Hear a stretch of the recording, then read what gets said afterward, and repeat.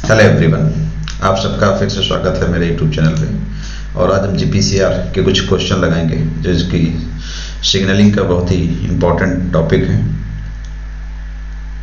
जिसका पहला क्वेश्चन है, the first question is a researcher is running an experiment to determine the effect of a new drugs on cell after treating cell with the drugs. The researcher observed an increase in the amount of diacyl glycerol यानी DAG, ठीक है, found within these cells. Based on this information, what type of receptor in this drug likely to interacting with? मतलब कहने का मतलब ये है कि कोई रिसर्चर है, ठीक है, ये एक एक्सपेरिमेंट सेट किया है और एक न्यूली ड्रग का इफेक्ट देखना चाह रहा है। जब इसे ट्रीट करता है, ट्रीट करने के बाद ये देखता है कि डाइएसाइल ग्लिसरॉल की मात्रा बढ़ गई है। तो बेस्ड ऑन दिस इंफॉर्मेशन जो ड्रग्स है वो किस रिसेप्टर से इंटरेक्ट कर रही है। First one receptor tyrosine kinase, second one G protein couple receptor, third one is intracellular receptor and fourth is none of this. इनमें से कोई नहीं। तो सबसे पहले आप समझे कि डीएजी होता क्या है। सबसे पहले आप समझे कि डीएजी होता क्या है। इसी को बोलते हैं डाइएसाइल ग्लिसरॉल। क्या बोलते हैं? Diacyl glycerol. तो जीपीसीआर रिसेप्टर की जब हम बात करेंगे तो मैंने बताया भी था पिछले भी क्वेश्चन में कि जो जीपीसीआर रिसेप्टर है 7 ट्रांसमेम्ब्रेन इसमें होती है और ये इसका साइटोसोलिक रीजन होता है, ये एन टर्मिनल रीजन होता है और ये सी टर्मिनल होता है, ठीक है। और जो इसके यहाँ पे प्रोटीन्स होती है जिसको बोलते हैं जी प्रोटीन। जी प्रोटीन का जो अल्फा सब यूनिट होता है ये पीएलसी फास्फोलाइपेज सी एंजाइम को एक्टिवेट करता था और फास्फोलाइपेज पीएलसी एंजाइम जो है ये फास्फोलिपिड को ब्रेक करता था और वो फास्फोलिपिड थी PIP2। PIP2 को ये क्या करता था? ब्रेक करता था। जो फास्फोलिपिड PIP2 थी जब इसको ब्रेक करता था तो एक IP3 और DAG बनता था। इसका मतलब ये है कि जो ड्रग्स का इफेक्ट वो देखना चाह रहा है वो अल्टीमेटली क्या इंक्रीज करे? DAG। इसका मतलब वो जीपीसीआर रिसेप्टर से इंटरेक्ट कर रही है। तो इसका क्वेश्चन हो जाएगा GPCR. Next question, which of the following is possible consequence of activation of ji protein receptor? कौन से कंसिक्वेंस होंगे अगर जी प्रोटीन रिसेप्टर एक्टिवेट होगा? तो increase the flow of sodium ion across the plasma membrane, या increase the CMP level, या increase the protein kinase C। तो जो जीपीसीआर है जैसे ये बना है इसमें जो IP3 है ये अल्टीमेटली क्या करता था? प्रोटीन काइनेज C यानी PKC को एक्टिवेट करता था। किसको एक्टिवेट करता था? प्रोटीन काइनेज C यानी PKC। प्रोटीन काइनेज C को एक्टिवेट, क्योंकि IP3 क्या करता था? कैल्शियम रिलीज करता था और कैल्शियम PKC को एक्टिवेट करते थे। लेकिन अगर जी अल्फा की S सब यूनिट AC एडिनाइलेट साइक्लेज एंजाइम को एक्टिवेट करती थी तो ये क्या करता था? ATP से CMP बनाता था और CMP जाकर के प्रोटीन काइनेज A को एक्टिवेट करता था, ठीक है। तो प्रोटीन काइनेज A को एक्टिवेट करता था। PK एक्टिवेट हो रहा था और PKC, दो एंजाइम एक्टिवेट हो रहे हैं, PK और PKC। तो इसका जो ऑप्शन होगा B एंड C यानी ऑप्शन नंबर B इस क्वेश्चन का। नेक्स्ट क्वेश्चन में हम चलते हैं। नेक्स्ट क्वेश्चन है कि which of the following convert CMP to AMP? CMP to AMP यानी साइक्लिक AMP से AMP एडिनोसिन मोनोफॉस्फेट कौन सा एंजाइम कन्वर्ट करता है? प्रोटीन फास्फेटेज या GTPase या फास्फोडाइस्टेरेज या एडिनाइल साइक्लेज? अच्छा, आपको पता है कि जीपीसीआर में जो CMP है ये ATP से बनती थी। किससे बनता था? ATP से। CMP का फॉर्मेशन और ATP से CMP कौन कर रहा था? एडिनाइल साइक्लेज यानी AC एंजाइम करता था। लेकिन जो साइक्लिक AMP है इसका जो फास्फोडाइस्टर बॉन्ड होता है उसको ब्रेक करके फिर MP बनाता है फास्फोडाइस्टेरेज। PD इस एंजाइम्स को बोलते हैं PD फास्फोडाइस्टेरेज एक एंजाइम है। तो इसका ऑप्शन होगा C, ये इसको ब्रेक करता है, PD phosphodiesterase enzyme. Another question, next question is SH2 domain specifically bind to कि SH2 डोमेन है, किस पे बाइंड सकता है? फास्फोरिलेटेड सेराइन रेजिड्यू या फास्फोरिलेटेड टायरोसिन रेजिड्यू या GDP या CREBP। सबसे पहले हम समझते हैं कि SH2 डोमेन है क्या। SH2 डोमेन क्या होता है? जब हम RTK पाथवे पढ़ेंगे, RTK पाथवे पढ़ेंगे तो इसमें एक एडाप्टर प्रोटीन होती है GRB2, एक एडाप्टर प्रोटीन होती है GRB2। GRB2 के स्ट्रक्चर में एक साइट होती है SH2, ये क्या है? SH2 डोमेन होता है, ठीक है। और दो होती हैं SH3 और एक होता है SH2। तो जो SH2 होता है, जो SH2 था वो बाइंड करता था किससे? फास्फोरिलेटेड रेजिड्यू, वो बाइंड करता था फास्फोरिलेटेड टायरोसिन रेजिड्यू। जो RTK पाथवे था, जो इसके रिसेप्टर थे वो फास्फोरिलेटेड होने के बाद टायरोसिन रेजिड्यू पे जब फास्फोरिलेशन हो जाता था तो ये GRB2 SH2 डोमेन की हेल्प से, डोमेन की हेल्प से बाइंड करता था। लेकिन जबकि SH3 जो थे ये सॉस से बाइंड करते थे, सॉस अनदर प्रोटीन, सॉस से बाइंड करते थे।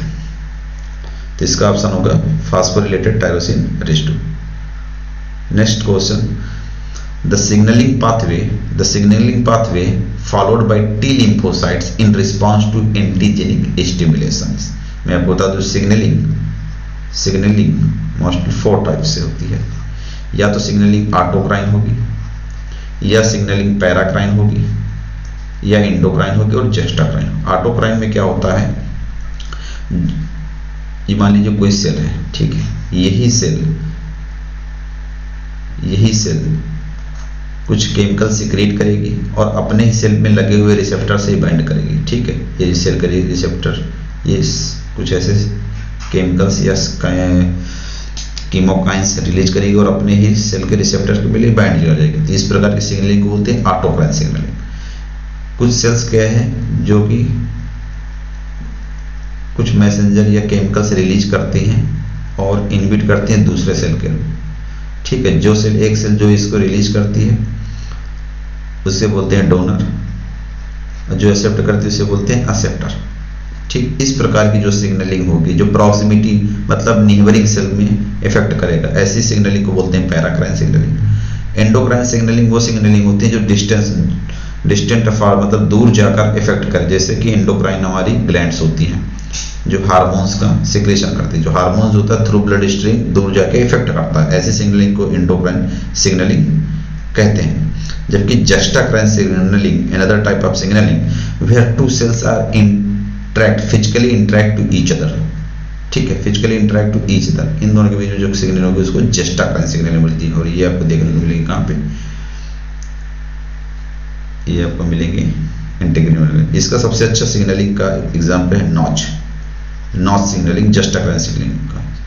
तो यहाँ पर जो इम्यून सिस्टम में टी लिम्फोसाइट्स का रिस्पांस होता है, एंटीजन की स्टिमुलेशन होता है ऑटोक्राइन सिग्नलिंग, क्योंकि जो ऑटोक्राइन जो टी लिम्फोसाइट्स हैं वही केमिकल्स का सिक्रीट करेंगी और सेल्फ उस पर रिस्पॉन्स करेंगे और अपना प्रोलिफरेशन कराती हैं, ठीक है।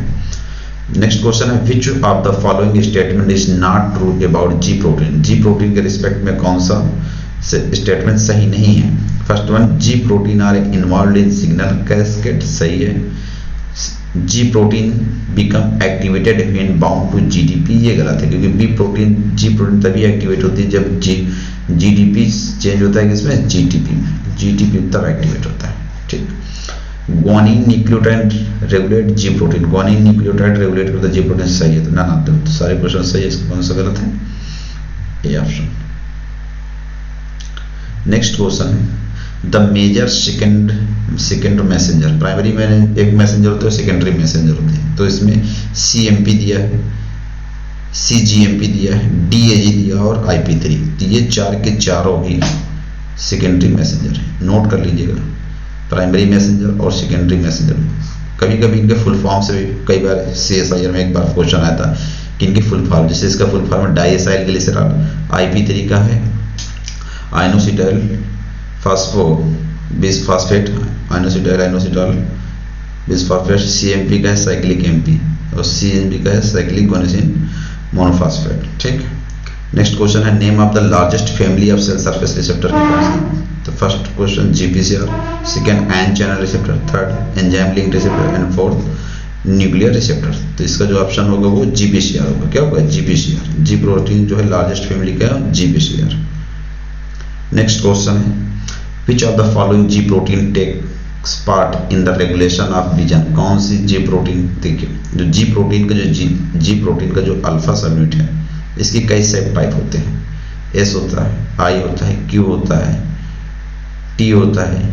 ठीक है, तो जो विजन के लिए रिस्पॉन्सिबल है वो क्या है? जीआई। और जीआई क्या करता है? ये एडिनाइलेट सी को इनहिबिट करता है, यानी सीएमपी की एक्टिविटी को कम करता है।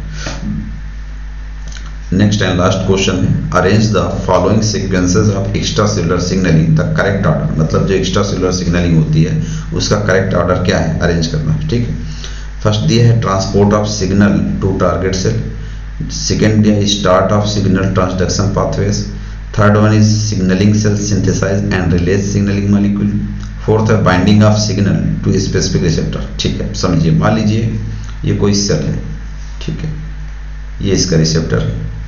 ठीक है, अब ये सेल से अब कोई दूसरी सेल है, ये इसका रिसेप्टर है। अब एक्स्ट्रा सेलुलर सिग्नलिंग क्या होता है? कोई एक्स्ट्रा सेलुलर कोई प्राइमरी मैसेंजर होगा। क्या होगा? प्राइमरी मैसेंजर होगा, लेकिन ये भी कहीं से सिंथेसाइज हुआ होगा। मान लीजिए ये सेल सिंथेसाइज हुआ है, तो यहाँ से पहले तो ये सेल क्या करेगी? पहले इसकी ये सेल क्या करेगी? पहले इसको ये सिग्नलिंग सेल क्या करेगी? सिंथेसाइज करेगी। सबसे पहले क्या करेगी? सिंथेसाइज करेगी। सिंथेसाइज करने के बाद फिर इसको रिलीज करेगी। ठीक है, रिलीज करेगी तो सबसे पहले ऑप्शन कौन सा होगा? ए ऑप्शन में थर्ड, सिंथेसिस एंड रिलीज। फिर क्या करेगी? ये start of signal transport of signal to a target. तो ये सिग्नल कहाँ जाएगा? ट्रांसपोर्ट करेगा दूसरी जगह पे। ठीक है, कहाँ पे ट्रांसपोर्ट करेगा? तो फर्स्ट ऑप्शन ये और सेकेंड ऑप्शन ए ऑप्शन। ठीक है, थर्ड ऑप्शन क्या होगा? Binding of a signal to the specific receptor. अब ये रिसेप्टर किसी भी स्पेसिफिक जो भी इसका रिसेप्टर होगा वहाँ पे उसके रिसेप्टर से बाइंड करेगा। ठीक है, तो ये इसका थर्ड ऑप्शन। और चौथे में क्या होगा? Transport of signal target, start of signal transduction. तो इसका थर्ड होगा स्टार्ट ऑफ, फिर ये सिग्नलिंग करेगा। तो इसका करेक्ट ऑर्डर हो जाएगा 3 पहले नंबर में, 3 इसमें पहला नंबर है, फिर 1 पहला ऑप्शन 3, फिर क्या होगा? 1 transport of signal transduction, signaling synthesize and तो फर्स्ट हो गई, थर्ड ये होगा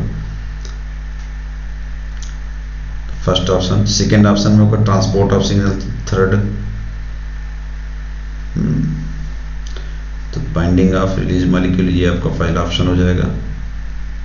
दूसरा ऑप्शन हो जाएगा transport of signal target cell, तो थर्ड का 1 हो जाएगा। नेक्स्ट वन होगा binding of specific receptor, fourth हो जाएगा और इसका 3 हो जाएगा। तो इसका ऑप्शन क्या होगा? B option. Thank you, that's all about.